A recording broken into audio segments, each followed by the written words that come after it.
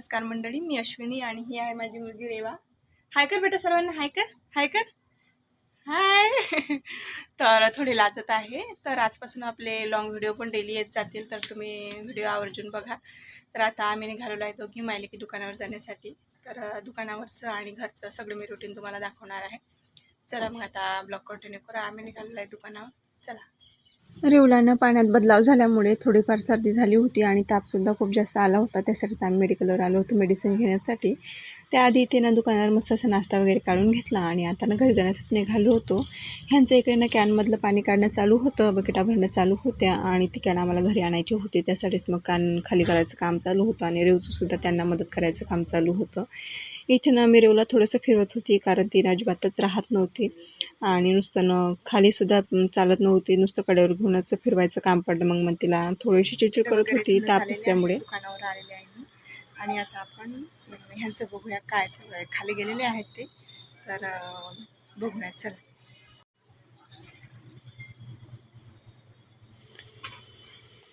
इथे ना मी रेवला झोपून गेली होती वरती कपडे धुवायला. तर मी येईपर्यंत ना रेव उठूनसुद्धा बसली होती आणि बाहेरसुद्धा आली होती.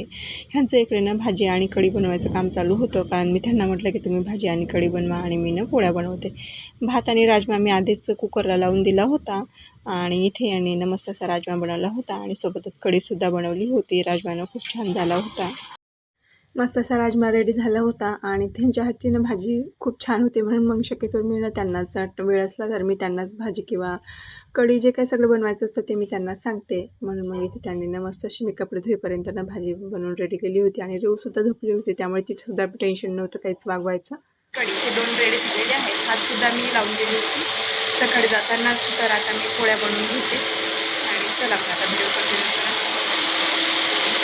लगोलग मी इकडे ना पोळ्या बनवायला घेतल्या आणि इकडे ना दोघा बापलेकांचा मस्त असं जेवणसुद्धा सुरू झालं. गरम गरम पोळी आणि भाजीसुद्धा गरमच होती. तर त्यांचं ना मस्त असं जेवण चालू होतं. रेवला कढी खूप आवडते, म्हणून मग तिचं ना कढी प्यायचं काम चालू होतं आणि सोबतच मी सुद्धा वाढून घेतलं होतं, कारण मला सुद्धा कालचा सोमवार झाला तर खूप जास्त भूक लागली होती. आईंसाठी इथे ना मुगाचे भजे काढले होते मी. त्यांची ना मूग भजी खायची इच्छा झाली होती, म्हणून मग म्हणत होते काढून दे. मग मी पटकन मूग भजी मस्त असे काढून दिले आणि त्याच्यानंतर इथे ना दुपारच्या टायमिंगला हे थोडे बसले होते मोबाईल बघत आणि रेव थोडीशी अशी त्यांच्यामध्ये बोलत होती. दोघा मायलेकांच्या गप्पा गोष्टी चालू होत्या आणि मी सुद्धा थोडा वेळ मग मस्त असा आराम करून घेतला.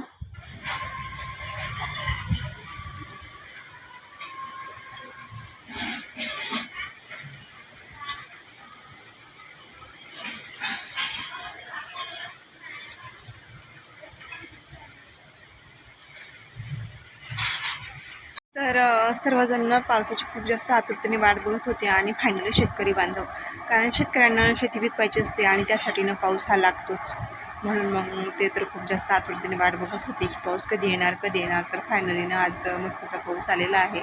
आमच्याकडे तर खूप जास्त विजांच्या गडगडासह पाऊस चालू आहे, हवासुद्धा आहे आणि आतापर्यंत आमची लाईनसुद्धा गेलेली होती. आता 5-10 मिनिट झाले असतील की आमची लाईन आलेली आहे.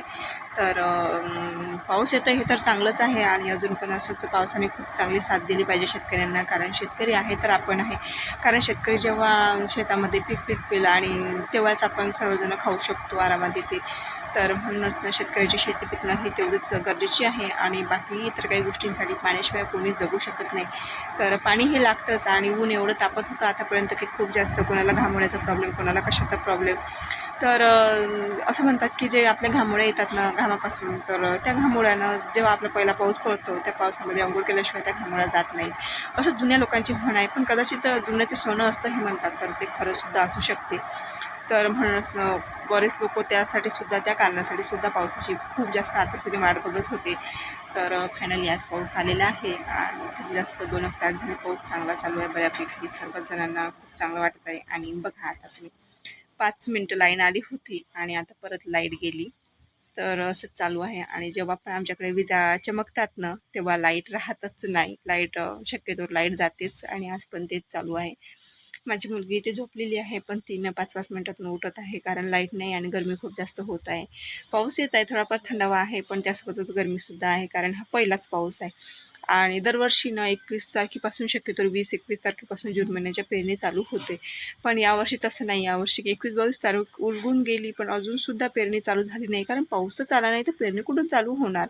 तर शेतकरी लोक खूप जास्त वाट बघत होते पावसाची, की 21 तारीख गेली, 22 गेली, 23 गेली आणि याची 24 तारीख आली. फायनली आज 24ला पाऊस आला आणि आता पुढे पण काय करतो काय माहिती. 1-2 पाऊस आल्याशिवाय अजून शेतकरी काही पेरणी करणार नाहीत. त्यामुळे मग आता काय माहिती जुलैच्या सुरुवातीला पेरणी होते की जूनच्या 28-29ला. तर बघू आता पाऊस काय करते, काय साथ देते. आणि मी ना आता डेली ब्लॉग टाकणार आहे. लॉंग व्हिडिओ, शॉर्ट व्हिडिओ दोन्ही आपले रोज येतील. तर तुम्ही अजूनपर्यंत आपलं चॅनल सबस्क्राईब केलं नसेल तर सबस्क्राईब करा आणि व्हिडिओ आवडल्यास लाईक शेअर करा. आणि व्हिडिओ कसा वाटला हे सुद्धा मला कॉमेंट करून नक्की सांगा.